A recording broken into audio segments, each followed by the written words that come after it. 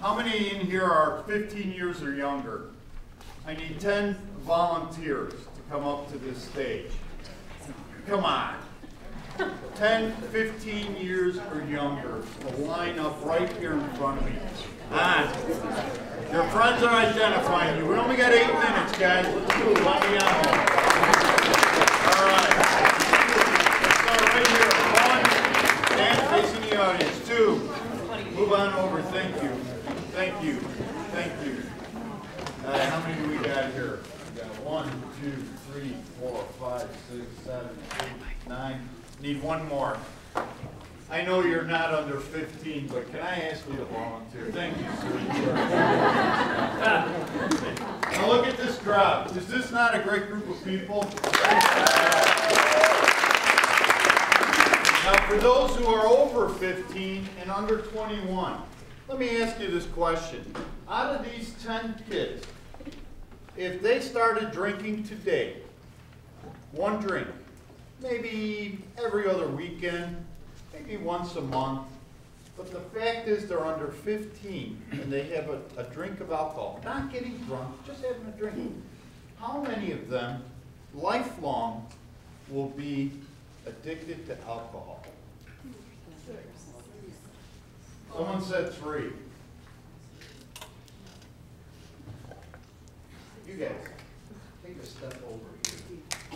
It's actually 4 of these 10 will have a lifelong addiction to alcohol. Now, out of these 10 that are drinking, they all have a drink every once in a while, under age 15. What percentage of them will start using cocaine by the time they're 21? 6. Very good. 6 out of 10. These are all great kids. You got the world ahead of you. This is Oak Park River Forest High School. My God, it doesn't get any better than this. You got the world ahead of you.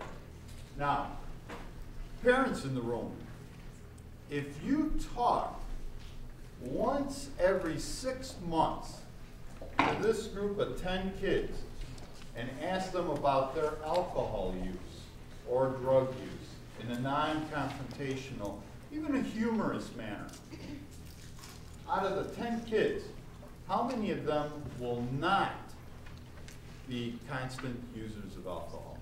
To the parents in the group. 5. 50% reduction in the number of kids who abuse drugs if you just take time to talk to them once a month. And it doesn't have to be to sit down dinner, dinner lectures or interviews like my father used to give us. He was a master sergeant. It can be just a little bit of comedic relief, but it just is a question of talk. All right, you guys can sit down. Thank you very much.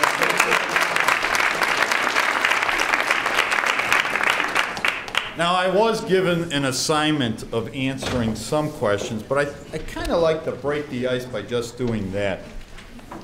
What percentage of kids that come into our emergency department are under the influence of alcohol?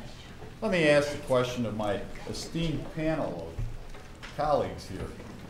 You guys have all the answers. What percent do you think of the kids that come in? More than that? It's a pediatric emergency room. It's from 0 birth to 18. 10%. 10% of kids that we see have some type of substance abuse issue in the emergency department. That doesn't necessarily mean that's what brought them there, but it may have contributed to that. Now, what happens to the pediatric body, and by pediatric I mean the young? Can you go out and chug beer the same as I could? No, I can do it. Because I can't. But what happens to a kid when they get drunk? Do they get drunk or do they get alcohol poisoning? Alcohol poisoning is probably what occurs in most of the kids that we care for in the emergency department setting. Reason being is your bodies are not mature enough to metabolize and handle the metabolism of alcohol. there's going to be a term you guys will run into. It's called pharmacokinetics. Why do I know that? Because the majority of you kids will go on to college, maybe take a science course, or even high school chemistry. You'll hear that term, pharmacokinetics. What does it mean? It's the way drugs, alcohol, products that are ingested in the body are assimilated, utilized, and then excreted, either in your urine or other ways. But the pharmacokinetics of alcohol in a young body, the body can just not handle it. You don't have the stores. Your blood sugar drops, you lose consciousness, you may stop breathing, it causes respiratory depression. And then the last thing, because I know that 2-minute mark is going to be signaling pretty soon. How many in here are with your parents? Yes, raise your hands.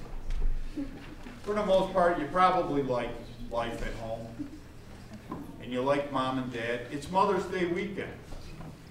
Picture what happens to mom when I walk down the hallway. I have a chaplain on one side, I have the nurse with me on the other side, and I introduce myself, and I say, little Tommy or Mary did not make it tonight, and it's Mother's Day. And tomorrow morning, they're going to get up without their loved one. Nothing happens to you. You're in everlasting on the other side of the light. You're forever in the land of the great unknown. But your parents, think how much you enjoy being with your parents. Now picture your mom or dad passing out, collapsing into the chaplain's arms. That's what we have to deal with. And that's why I'm here tonight, to say think before you do these things. You have an esteemed group of colleagues here that are going to talk to you about all the other things, but stay away. You have the world ahead of you. Don't derail it now. Now with that.